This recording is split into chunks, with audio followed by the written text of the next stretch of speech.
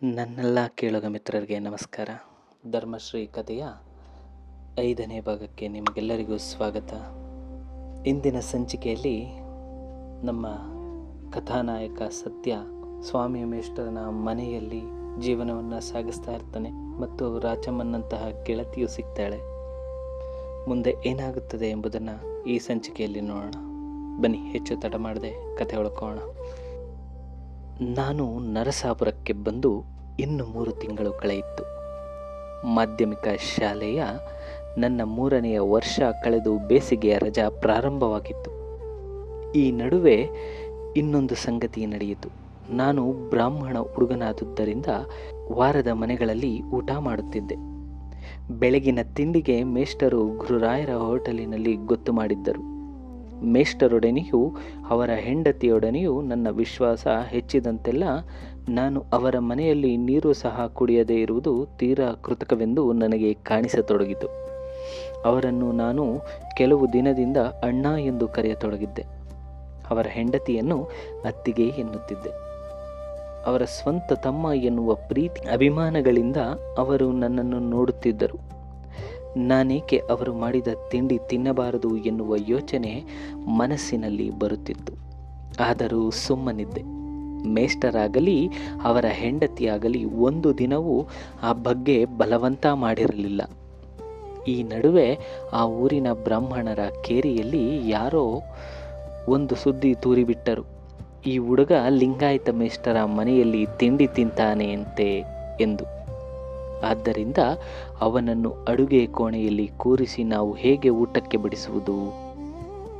ಈ ಮಾತು ನನ್ನ ಕಿವಿಗೂ ಬಿತ್ತು. ಮೇಷ್ಟರಿಗೂ ತಿಳಿಯಿತು. ನಾನು ಬೆಳಗಿನ ತಿಂಡಿ ಗುರುರಾಯರ ಹೋಟೆಲಿನಲ್ಲಿ ತಿನ್ನುತ್ತಿರುವೆನೆಂಬ ಸಂಗತಿಯನ್ನು ಗುರುರಾಯರ ಸಾಕ್ಷಿಯಿಂದಲೇ ತೋರಿಸಬಹುದಾಗಿತ್ತು. ಆದರೆ ಯಾರಿಗೆ ಹಾಗೆ ತೋರಿಸಬೇಕು? ಎಲ್ಲರೂ ಹಿಂದೆ ಮಾತನಾಡಿರುವವರೇ. 1-2 ಮನೆಗಳು ಮಾತ್ರ ಬೇರೆ ಯಾವುದೇ ಕಾರಣ ಹೇಳಿ ತಮ್ಮ ಮನೆಯ ವಾರದ ಊಟ ಬಿಡಿಸಿದರು.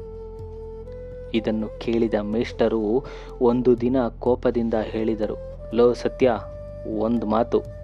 ಏನಣ್ಣ? ಇನ್ನು ಮೇಲೆ ನೀನು ಯಾರ ಮನೆಗೂ ಊಟಕ್ಕೆ ಹೋಗಬೇಡ, ನಮ್ಮ ಮನೇಲೇ ಮಾಡು. ನಿನಗಿನ್ನೂ ಮುಂಜಿ ಆಗಿಲ್ಲ, ಆಮೇಲೆ ಬೇಕಾದರೆ ನಿನಗೆ ಶುದ್ಧಿ ಮಾಡಿಸೋಣವಂತೆ. ಅವರ ಮಾತನ್ನು ನಾನು ಕೂಲಂಕುಷವಾಗಿ ಯೋಚಿಸಿದೆ. ಅವರು ಹೇಳುವುದು ಸರಿ ಎಂದು ತೋರಿತು. ಆ ದಿನದಿಂದ ಯಾರ ಮನೆಗೂ ಊಟಕ್ಕೆ ಹೋಗುವುದನ್ನು ಬಿಟ್ಟೆ. ಮೇಷ್ಟರು ಹೇಳಿದರು, ಯಾವುದಕ್ಕೂ ಸಂಕೋಚ ಪಡ್ಕೋಬೇಡ. ಮನೆಗೆ ಬರುವ ಎಲ್ಲ ಪಾಠದ ಹುಡುಗರಿಗೂ ವಾಸ್ತವವಾಗಿ ಪಾಠ ಹೇಳ್ತಿರೋನು ನೀನು. ಅದರಿಂದ ಬರೋ ದುಡ್ಡು ನನ್ನ ಸಂಬಳಕ್ಕಿಂತ ಹೆಚ್ಚಾಗುತ್ತದೆ.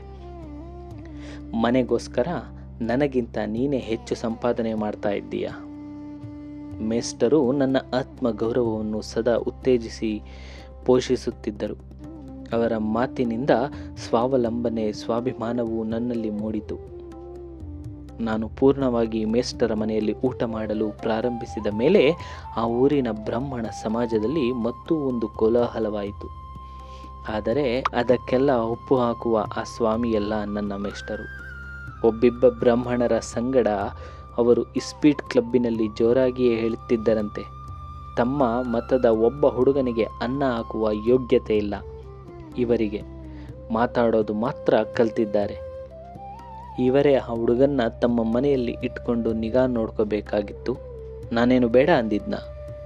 ಆ ದಿನದಿಂದ ವರ್ಣ ಸಂಕರಣದ ಗುಜುಗಳು ಕಡಿಮೆಯಾಯಿತು. ಮೇಷ್ಟರು ಮಡಿವಂತ ಲಿಂಗಾಯತರಲ್ಲ. ಅವರ ಹೆಂಡತಿ ರಜದಲ್ಲಿದ್ದ ದಿನ ನಾನೇ ಅಡಿಗೆ ಮಾಡುತ್ತಿದ್ದೆ. ಅವರಿಗೆ 8 ವರ್ಷದ ಒಬ್ಬ ಮಗಳಿದ್ದಳು. ಅವಳನ್ನು ಮುಂದೆ ನನಗೆ ಕೊಟ್ಟು ಮದುವೆ ಮಾಡುವುದಾಗಿ ಅವರ ಹೆಂಡತಿ ತಮಾಷೆ ಮಾಡುತ್ತಿದ್ದರು. ನನಗೂ ರಾಚಮ್ಮನಿಗೂ ಆಳವಾದ ಸ್ನೇಹ ಬೆಳೆಯಿತು. ಶಾಲೆ ಬಿಟ್ಟ ಮೇಲೆ ಪ್ರತಿದಿನವೂ ನಾವು ಭೇಟಿಯಾಗುತ್ತಿದ್ದೆವು. ಪ್ರತಿ ಭಾನುವಾರವೂ ಮಧ್ಯಾಹ್ನ ಅವಳ ಊರಿಗೆ ಹೋಗುತ್ತಿದ್ದೆ. ಬೇಸಿಗೆ ರಜದಲ್ಲಿ ನನ್ನನ್ನು ನೋಡಲು ನರಸಾಪುರಕ್ಕೆ ಅವಳೇ 2 ಸಲ ಬಂದಿದ್ದಳು. ಒಬ್ಬರನ್ನೊಬ್ಬರು ನೋಡಲು ನಮಗೆ ಬೇರಾವ ಕಾರಣವೂ ಇರುತ್ತಿರಲಿಲ್ಲ. ನೋಡುವುದೇ ಕಾರಣ, ಅಷ್ಟೇ ತೃಪ್ತಿ. ಒಂದು ದಿನ ಬೆಳಗ್ಗಿನ ತಿಂಡಿ ಮುಗಿಸಿಕೊಂಡು ನಾನು ಅವಳ ಊರಿಗೆ ಹೋದೆ. ಊರಿಗೆ 3/4 ಮೈಲಿ ದೂರದಲ್ಲಿ ಅವರಿಗೆ ಮತ್ತೊಂದು ತೋಟವಿತ್ತಂತೆ. ನಾನು ನೋಡಿರಲಿಲ್ಲ. ಅಲ್ಲಿ ಈಜುವ ಕೊಳವಿದೆ ಎಂದು ಅವಳು ಹೇಳಿದ ಮೇಲೆ ಆ ದಿನ ಅಲ್ಲಿಗೆ ಹೋಗೋಣವೆಂದೆ. ಇಬ್ಬರೂ ಹೊರಟೆವು. ಅವಳ ಕೈಲಿ ಒಂದು ಪುಟ್ಟ ಚೀಲವಿತ್ತು. ದಾರಿಯಲ್ಲಿ ಒಂದು ಚಿಕ್ಕ ಹಳ್ಳಿ ಸಿಕ್ಕಿತು. ನಾವು ಹೋಗುತ್ತಿದ್ದ ತೋಟಕ್ಕೆ ಆ ಹಳ್ಳಿಯ ಒಳಗೆ ಹೋಗಬೇಕು. ಆದರೆ ಕೆಲವು ಮನೆಗಳು, ಅವು ಗುಡಿಸಲುಗಳೇ, ಜಗಲಿಯ ಗೋಡೆಯ ಮೇಲೆ ತಮಟೆಗಳನ್ನು ತೂಗು ಹಾಕಿದ್ದರು. ಅದನ್ನು ಕಂಡು ನಾನು ರಾಚಮ್ಮನನ್ನು ಕೇಳಿದೆ, ಇದು ಯಾವ ಜನರ ಊರು? ಇದು ಹೊಲೇರ ಊರು, ಕೊಪ್ಪಲು ಅಂತ ಹೆಸರು. ನರಸಾಪುರದ ಜಾತ್ರೆಯಲ್ಲಿ ದೇವಸ್ಥಾನಕ್ಕೆ ಚಪ್ಪರ ಹಾಕಿ ದೇವರ ಮುಂದೆ ತಮಟೆ ಬಡಿಯೋದು ಈ ಊರಿನವರೇ. ಇವರು ಹೊಲೇರು ಅಂತ ಗೊತ್ತಿದ್ದು ನನ್ನ ಇಲ್ಲಿ ಯಾಕೆ ಕರ್ಕೊಂಡು ಬಂದೆ?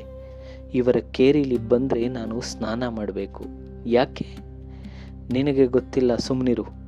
ಅವರು ಹೊಲೇರು. ಆ ಊರೆಲ್ಲವೂ ಕೊಳಕಿನಿಂದ ತುಂಬಿತ್ತು.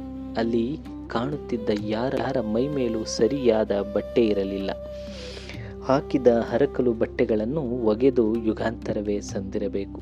ಮನೆಗಳ ಹತ್ತಿರವೇ ಮಕ್ಕಳು ಹೇಸಿಗೆ ಮಾಡಿದ್ದರು.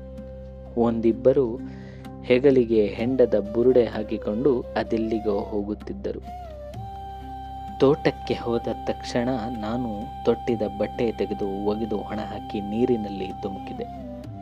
ತುಂಬಿದ ಕೆರೆಯ ವಿಶಾಲವಾದ ನೀರಿನಲ್ಲಿ ಮನ ಬಂದಂತೆ ಈಜುತ್ತಿದೆ. ನನಗೆ ಆ ಪುಟ್ಟ ಬಾವಿ ಹಿತಕರವಾಗಿ ಕಾಣಲಿಲ್ಲ. ಬೇಗ ನೀರಿನಿಂದ ಮೇಲೆ ಎದ್ದು ಬಿಟ್ಟೆ. ಬಳಪದ ಕಲ್ಲಿನಿಂದ ತೆಗೆದು ವಿಭೂತಿಯನ್ನು ಹಣೆಗೆ ಧರಿಸಿ ಮರದ ನೆರಳಿನಲ್ಲಿದ್ದ ಮೆಟ್ಟಿಲಿನ ಮೇಲೆ ಕುಳಿತೆ. ರಾಜಮ್ಮ ನನ್ನ ಹತ್ತಿರ ಕುಳಿತಳು. ಇಬ್ಬರು ಮನಸ್ಸು ಬಂದಂತೆ ಹರಟುತ್ತಿದ್ದೆವು. ಯಾವ ಮಾತಿಗೂ ಒಂದಕ್ಕೊಂದು ಸಂಬಂಧವಿಲ್ಲ. ನಾನು ಚಟಪಟನೆ ಮಾತನಾಡುತ್ತಿದ್ದರೆ ಅವಳು ಕುತೂಹಲದಿಂದ ತುಂಬು ಕಣ್ಣುಗಳನ್ನು ಬಿಟ್ಟು ಕುಳಿತು ಕೇಳುವಳು. ನಾನು ನಿನ್ನೆ ತಾನೇ ಓದಿದ ಒಂದು ಸಾಹಸಮಯ ಕಾದಂಬರಿಯನ್ನು ತಲ್ಲೀನನಾಗಿ ವರ್ಣಿಸುತ್ತಿದ್ದೆ. ರಾಜಮ್ಮ ತನ್ನ ಕೈಚೀಲದಲ್ಲಿದ್ದದ್ದನ್ನು ತೆಗೆದಳು. ಅದರಲ್ಲಿ ಕೆಲವು ದೋಸೆಗಳಿದ್ದವು. ಅವನ್ನು 2 ಪಾಲು ಮಾಡಿ ಒಂದು ಭಾಗವನ್ನು ನನ್ನ ಮುಂದೆ ಇರಿಸಿದಳು, ಮತ್ತೊಂದು ತಾನು ಇಟ್ಟುಕೊಂಡಳು. ಕಥೆಯನ್ನು ವರ್ಣಿಸುವ ಆವೇಶದಲ್ಲಿ ನಾನು ಏನು ಮಾಡುತ್ತಿರುವನೆಂದೂ ತಿಳಿಯದೆ ದೋಸೆಯಲ್ಲಿ ಒಂದು ಚೂರನ್ನು ತೆಗೆದು ಬಾಯಿಗೆ ಹಾಕಿಕೊಂಡೆ. ತಕ್ಷಣ ಎಚ್ಚರವಾಯಿತು. ಬಾಯಿಗೆ ಹಾಕಿಕೊಂಡ ಚೂರನ್ನು ಉಗುಳಿಬಿಟ್ಟೆ. ಅವಳು ಪೆಚ್ಚಾಗಿ ನನ್ನನ್ನೇ ನೋಡುತ್ತಾ ಕುಳಿತಳು. ನಾನು ಕೈ ಬೀಸಿ ಅವಳ ಕೆನ್ನೆಗೆ ಒಂದು ಏಟನ್ನು ಬಿಟ್ಟೆ. ಏನು ಮಾಡುತ್ತಿದ್ದೇನೆ, ಏನು ಮಾಡಿದೆ ಎಂಬ ಪ್ರಜ್ಞೆ ಇರಲಿಲ್ಲ. ಅವಳ ಕಣ್ಣಿನಲ್ಲಿ ನೀರು ತುಂಬಿ ಬಂತು. ತನ್ನ 2 ಕೈಗಳಿಂದಲೂ ಮುಖವನ್ನು ಮುಚ್ಚಿ ಅವಳು ಅಳಲು ಪ್ರಾರಂಭಿಸಿದಳು. ಇನ್ನು ರೇಗಿದ ಧ್ವನಿಯಲ್ಲಿ ನಾನು ಆರ್ಭಟಿಸಿದೆ, ಅಡ್ಡಜ್ಞಾನದಲ್ಲಿದ್ದಾಗ ಉಪಾಯವಾಗಿ ನನ್ನ ಮುಂದೆ ತಿಂಡಿ ಇಟ್ಟು ಜಾತಿ ಕೆಡಿಸಬೇಕು ಅಂತ ಮಾಡಿಸಿದ್ದೀಯಾ? ಎಷ್ಟು ದಿನದಿಂದ ಕಲಿತಿದ್ದೆ ಈ ವಿದ್ಯಾನ? ಬಿಕ್ಕಿ ಬಿಕ್ಕಿ ಅಳುತ್ತಾ ಅವಳು ಎದ್ದಳು. ನಿನ್ನ ದಮ್ಮಯ್ಯ, ದೇವರ ಸತ್ಯವಾಗಿಯೂ ನಾನು ಹಾಗೆ ಮಾಡಲಿಲ್ಲ. ನಿನಗೆ ಅಂತ ಪೂರಿ ತಂದಿದ್ದೆ. ಕತೆ ಕೇಳ್ತಾ ಅಡ್ಡಜ್ಞಾನದಲ್ಲಿ ಎಲ್ಲೋ ಹಾಗೆ ಮಾಡಿದ್ದೆ. ತಪ್ಪಾಯಿತು. ನನಗೆ ಗೊತ್ತು ನಿಮ್ಮ ಕೆಲಸ. ನಾನು ಹೋಗ್ತೀನಿ ಎಂದು ಎದ್ದು ಹೊರಟು ಬಿಟ್ಟೆ. ಹಿಂದಿನಿಂದ ಬಂದು ಅವಳು ನನ್ನ 2 ಕೈಗಳನ್ನು ಹಿಡಿದು ನಿಲ್ಲಿಸಿಕೊಂಡಳು. ನಾನು ನಿಂತೆ. ಅವಳು ಇನ್ನೂ ಅಳುತ್ತಿದ್ದಳು. 2 ನಿಮಿಷದಲ್ಲಿ ನನ್ನ ಕೋಪ ಶಮನವಾಯಿತು. ಪುನಃ ಇಬ್ಬರು ಕೊಳದ ಹತ್ತಿರ ಬಂದೆವು. ಅವಳನ್ನು ಸಮಾಧಾನಪಡಿಸುತ್ತಾ ಹೇಳಿದೆ, ನಾನು ಹೊಡೆದೆ ಅಂತ ಬೇಜಾರಾಯ್ತಾ? ಬೇಜಾರೇನಿಲ್ಲ. ಕೋಪ ಮಾಡಿಕೊಂಡು ನನ್ನ ಕೈಲಿ ಮಾತಾಡೋದು ನಿಲ್ಲಿಸಬಿಡಬೇಡ. ಬೇಕು ಅಂತ ನಾನು ಹಾಗೆ ಮಾಡಲಿಲ್ಲ. ತಪ್ಪಾಯಿತು. ಹೊಡೆದದ್ದು ನಂದು ತಪ್ಪಾಯಿತು. ಅವಳು ದೋಸೆ ತಿನ್ನಲಿಲ್ಲ. ಇಬ್ಬರು ಪುರಿ ಮುಕ್ಕಿದೆವು. ನಾನೇ ತೆಂಗಿನ ಮರ ಹತ್ತಿ ಎಳನೀರು ಕೆಡವಿದೆ. ಚೂಪಾದ ಕಲ್ಲಿನಿಂದ ಕುಕ್ಕಿ ಕುಡಿದೆವು. ಅದರೊಳಗಿನ ಕಾಯಿಯಿಂದ ಹೊಟ್ಟೆ ತುಂಬಿಸಿಕೊಂಡೆವು. ಅರ್ಧ ಗಂಟೆ ಕಳೆಯುವುದರೊಳಗಾಗಿ ಏನು ನಡೆದಿಲ್ಲವೇನೋ ಎನ್ನುವಂತೆ ನಗುನಗುತ್ತಾ ಹರಟೆ ಹೊಡೆಯುತ್ತಿದ್ದೆವು. ಈಗ ರಾಚಮ್ಮ ಅವರ ಚರ್ಚಿಗೆ ಹೊಸದಾಗಿ ಬಂದಿರುವ ಗುರುಗಳ ಯಂತ್ರ ಮಂತ್ರ ಶಕ್ತಿಯನ್ನು ವರ್ಣಿಸಿ ಹೇಳುತ್ತಿದ್ದಳು. ಅವರು ಎಂತಹ ಕಾಯಿಲೆಯನ್ನಾದರೂ ದೇವರ ಶಿಲುಬೆಯ ಗುರ್ತನ್ನು ಹಾಕಿಯೇ ವಾಸಿ ಮಾಡಿಬಿಡುತ್ತಾರೆ ಎಂದು ಬೇಕಾದಷ್ಟು ಉದಾಹರಣೆಯನ್ನು ಕೊಟ್ಟಳು. ನಾವಿಬ್ಬರೂ ಸೇರಿದರೆ ಕಾಲ ಕಳೆದದ್ದು ತಿಳಿಯುವಂತಿರಲಿಲ್ಲ. ಸಂಜೆ 5 ಗಂಟೆಯ ತನಕ ಮಾತನಾಡುತ್ತಿದ್ದೆವು. ಹಸಿವಿನ ಪರಿವೆಯೂ ಇರಲಿಲ್ಲ. ಅಷ್ಟರಲ್ಲಿ ನನಗೆ ಮೈಯಲ್ಲಿ ಚಳಿ ಎನಿಸತೊಡಗಿತು. ಅರ್ಧ ಗಂಟೆಯಲ್ಲಿ ಮೈ ನಡುಗುವಷ್ಟು ಚಳಿ ಕಾಣಿಸಿತು. ಕೊಂಚ ಹೊತ್ತಿನಲ್ಲಿ ಜ್ವರ ತುಂಬಿಕೊಂಡಿತು. ನನ್ನ ಮುಟ್ಟಿ ನೋಡಿದ ರಾಚಮ್ಮ ಬೆದರಿದಳು. ನನ್ನನ್ನು ಎಬ್ಬಿಸಿಕೊಂಡು ಅವರ ಮನೆಗೆ ಕರೆದೊಯ್ದಳು. ಅವರ ತಂದೆ ಹಾಕಿಕೊಟ್ಟ ಹಾಸಿಗೆಯ ಮೇಲೆ ಮಲಗಿದ್ದೊಂದೇ ನನಗೆ ನೆನಪು. ಎಚ್ಚರವಾದಾಗ ನಾಳೆ ಬೆಳಗ್ಗಾಗಿತ್ತು. ಅವಳ ತಂದೆ ನನಗೆ ಅದೇನೋ ಕುಡಿಸುತ್ತಿದ್ದರು. ಮಧ್ಯಾಹ್ನದ ಹೊತ್ತಿಗೆ ಜ್ವರ ಕೊಂಚ ಕಡಿಮೆ ಎನಿಸುತ್ತಿತ್ತು. ಸಾಯಂಕಾಲಕ್ಕೆ ಇನ್ನೂ ಉತ್ತಮವೆನಿಸಿತು. ಇಷ್ಟಾದರೂ ಕಾಯಿಸಿದ ಹಾಲನ್ನುಳಿದು ನಾನು ಅವರ ಮನೆಯ ಬೇರೆ ಯಾವ ಆಹಾರವನ್ನು ಮುಟ್ಟಲಿಲ್ಲ. ಅವರೂ ಸಹ ಕೊಟ್ಟಿರಲಿಲ್ಲ. ಸಾಯಂಕಾಲ ಸ್ವಲ್ಪ ತಿರುಗಾಡುವಂತೆ ಆದ ಮೇಲೆ ರಾಚಮ್ಮ ಹೇಳಿದಳು, ಚರ್ಚಿನ ನಮ್ಮ ಗುರುಗಳು ದೇವರ ಆಶೀರ್ವಾದ ಮಾಡಿದ ಮಾತ್ರೆ ಕಳುಹಿಸಿದ್ದರು. ಅದನ್ನು ತಿಂದೆ ನಿನಗೆ ಜ್ವರ ಹೊರಟು ಹೋಯಿತು. ಅವರನ್ನು ನೋಡಿಕೊಂಡು ಬರೋಣ ಬಾ. ಆ ಗುರುಗಳನ್ನು ನೋಡುವ ಕುತೂಹಲದಿಂದ ನಾನೂ ಹೊರಟೆ. ರಾಚಮ್ಮನ ತಂದೆ ಮನೆಯಲ್ಲಿ ಇಲ್ಲದಿದ್ದರಿಂದ ಅವಳೇ ಜೊತೆಯಲ್ಲಿ ಬಂದಳು. ಚರ್ಚಿನ ಹಿಂಭಾಗದಲ್ಲಿ ವಿಶಾಲವಾದ 3 ಕೋಣೆಗಳಿದ್ದವು. ಒಂದು ಕೋಣೆಯಲ್ಲಿ ಅವರ ಗುರುಗಳು ವಿರಾಮ ಕುರ್ಚಿಯನ್ನೊರಗಿ ಕುಳಿತು ಒಂದು ದೊಡ್ಡ ಇಂಗ್ಲಿಷ್ ಪುಸ್ತಕ ಓದುತ್ತಿದ್ದರು. ಆಸ್ಪತ್ರೆಯಲ್ಲಿರುವಂತೆ ಆ ಕೋಣೆಯ ತುಂಬ ಔಷಧಿಯ ಸೀಸೆಗಳಿದ್ದವು. ಗುರುಗಳು ಎತ್ತರವಾದ ಸಾದಾ ಬಿಳುಪು ಬಣ್ಣದ ಆಳು, ಕರಿಯ ಗಡ್ಡ ಬಿಟ್ಟು ಲಂಗದಂತಹ ಬಿಳಿಯ ನಿಲುವಂಗಿ ಹಾಕಿಕೊಂಡು ಸೊಂಟಕ್ಕೆ ಬಿಳಿ ಬಟ್ಟೆಯ ಪಟ್ಟಿ ಕಟ್ಟಿಕೊಂಡಿದ್ದರು. ನಮ್ಮಿಬ್ಬರನ್ನು ನೋಡಿ ಅವರೇ ಮೊದಲು ಮಾತನಾಡಿಸಿದರು. ಸತ್ಯ ಅಂತ ಅಲ್ವೇ ನಿನ್ನ ಹೆಸರು? ಅವರು ಕನ್ನಡ ಆಡುವುದು ಒಂದು ರೀತಿಯಾಗಿತ್ತು. ನನ್ನ ಹೆಸರು ಅವರಿಗೆ ತಿಳಿದಿದೆ. ನಾನು ಹ್ಞೂ ಎಂದೆ. ಅವರು ತೋರಿಸಿದ ಬೆಂಚಿನ ಮೇಲೆ ನಾವಿಬ್ಬರೂ ಕುಳಿತುಕೊಂಡೆವು. ಗುರುಗಳು ನನ್ನ ಕೈನಾಡಿ ಹಿಡಿದು ನೋಡಿ ಹೇಳಿದರು, ಈಗ ನಿನಗೆ ಎಲ್ಲ ಸರಿಯಾಗಿದೆ. ನನ್ನ ಕೈಗೆ 3 ಮಾತ್ರೆ ಕೊಟ್ಟರು. ಯೇಸುದೇವರ ಒಂದು ಪುಟ್ಟ ಚಿತ್ರವನ್ನು ಕೊಟ್ಟು ಹೇಳಿದರು, ಈ ಮಾತ್ರೆಗಳನ್ನು ಈಗ ರಾತ್ರಿ ಮತ್ತು ನಾಳೆ ಬೆಳಗ್ಗೆ ಬಿಸಿ ನೀರಿನಲ್ಲಿ ತಗೋ. ಈ ದೇವರ ಪ್ರಾರ್ಥನೆಯನ್ನು ಮಾಡು. ನಿನಗೆ ಕಾಯಿಲೆ ಪೂರ್ತಿಯಾಗಿ ವಾಸಿಯಾಗುತ್ತದೆ. ವಾಸಿಯಾದ ಮೇಲೆ ನೀನು ಊರಿಗೆ ಬಂದಾಗ ಈ ದೇವಸ್ಥಾನಕ್ಕೆ ಬಾ. ನಾವಿಬ್ಬರೂ ಬರುವ ವೇಳೆಗೆ ಸ್ವಾಮಿ ಮೇಷ್ಟರು ರಾಚಮ್ಮನ ಮನೆಗೆ ಬಂದು ಕುಳಿತಿದ್ದರು.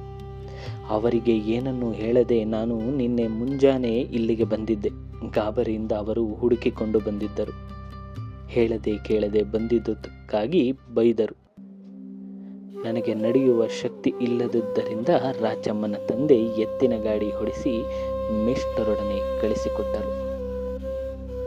ನೋಡಿದ್ರಲ್ವಾ ಸ್ನೇಹಿತರೆ, ಜೀವನ ನಮಗೆ ಕೆಲವೊಂದು ಕಷ್ಟಗಳನ್ನು ಪರಿಚಯಿಸಿದರೆ ಅದಕ್ಕೆ ತಕ್ಕನಾದ ಒಂದು ತಾಳ್ಮೆಯ ಔಷಧವನ್ನು ಕೊಟ್ಟಿರ್ತಾನೆ. ಆ ಪ್ರಶ್ನೆಗೆ ಉತ್ತರವನ್ನು ಸಹ ಕೊಟ್ಟಿರ್ತಾನೆ. ನಾವು ತಾಳ್ಮೆಯಿಂದ ಅದನ್ನು ಹುಡುಕಿ ಜೀವನದ ಪಯಣವನ್ನು ಮುನ್ನಡೆಸಬೇಕು. ಇದೇ ಈ ಕಥೆಯ ಸಾರ.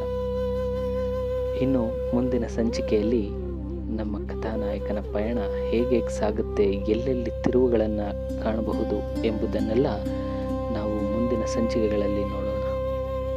ಅಲ್ಲಿವರೆಗೂ ಈ ನನ್ನ ಚಾನೆಲನ್ನು ಸಬ್ಸ್ಕ್ರೈಬ್ ಮಾಡಿ. ನನ್ನ ಮಾತಿನಲ್ಲಿ ಪದದೋಷಗಳು ಇದ್ದಲ್ಲಿ ಮನ್ನಿಸಿ ನನ್ನನ್ನು ಪ್ರೋತ್ಸಾಹಿಸಿ. ನಮಸ್ಕಾರ.